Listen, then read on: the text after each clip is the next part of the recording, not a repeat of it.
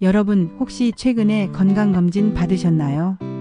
검진 결과지 혹시 제대로 들여다보셨습니까? 그냥 수치 몇 개만 흘러보고 별 이상 없네 하고 버리신 분들, 이번 영상은 반드시 끝까지 보셔야 합니다.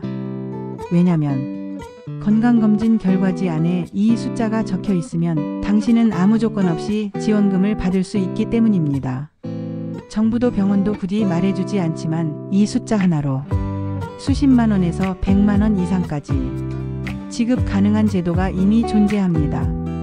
그런데 문제는 이 숫자가 어떤 건지도 모르고 또 이 숫자가 적혀 있어도 본인이 직접 신청하지 않으면 한 푼도 못 받는다는 점입니다.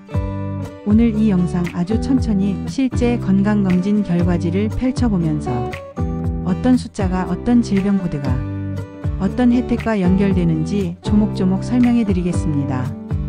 1. 건강검진 결과지에 이 숫자가 뭐길래?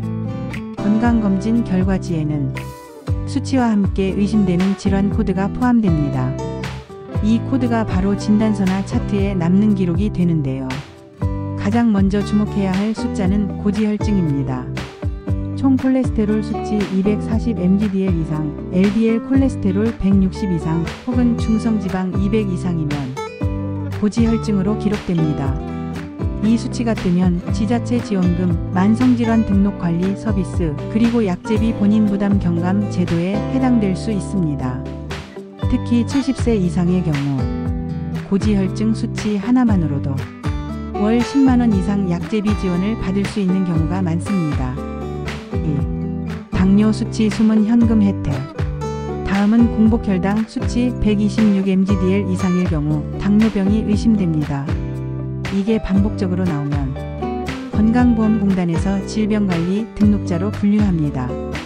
이 경우 병원비 일부 감면, 정기관리 비용 지원, 치료용 혈당 측정기 무료 지급 혜택이 생깁니다.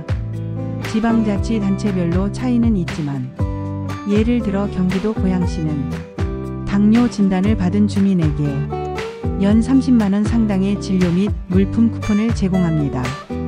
하지만 이 모든 것은 건강검진 결과지에 있는 수치를 보고 본인이 먼저 신청해야 합니다. 누가 대신 챙겨주지 않습니다. 3. 고혈압 수치로 매달 받는 정기 지원금.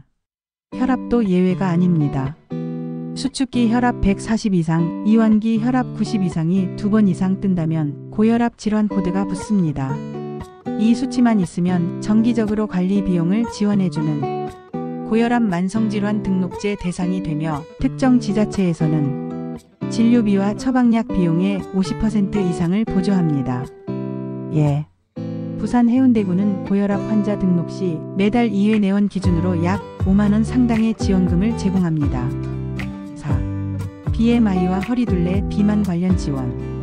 건강검진 결과지에는 BMI 체질량 지수와 허리둘레 항목이 있습니다. BMI 25 이상이면 비만, 30 이상이면 고도비만으로 분류됩니다. 고도비만 판정 시 생활습관 개선 프로그램 무료 참여, 운동 처방비 지원, 식단 상담과 다이어트 용품 지원 등 지방자치단체별로 각종 체중관리 바우처가 제공됩니다. 예.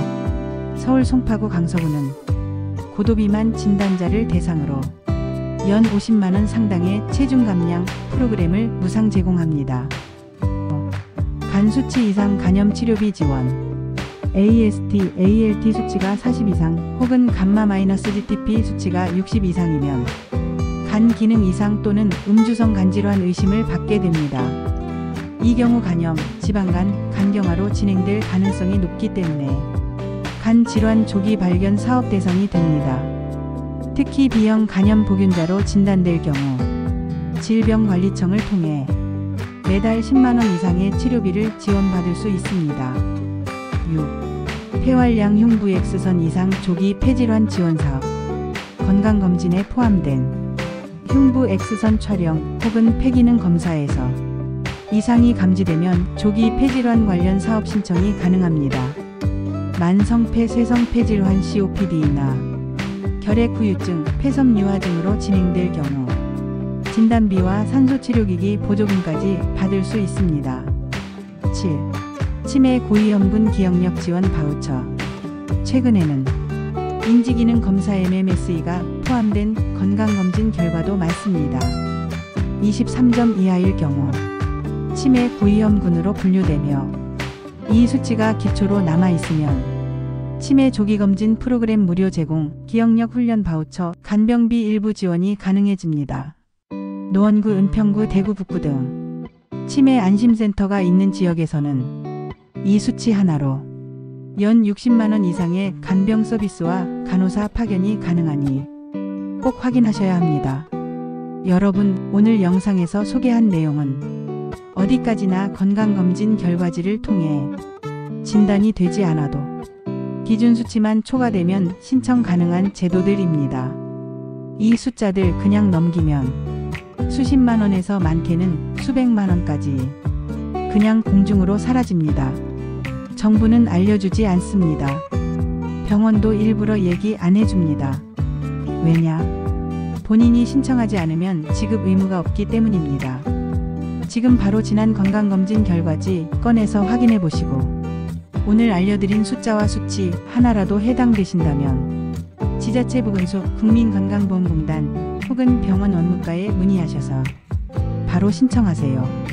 이 영상이 도움이 되셨다면 구독과 좋아요 눌러주시고 주변 부모님, 어르신들께도 꼭 공유해주세요. 지금까지 건강검진 결과지에 이 숫자 있으면 바로 지원금 나옵니다. 영상이었습니다. 감사합니다.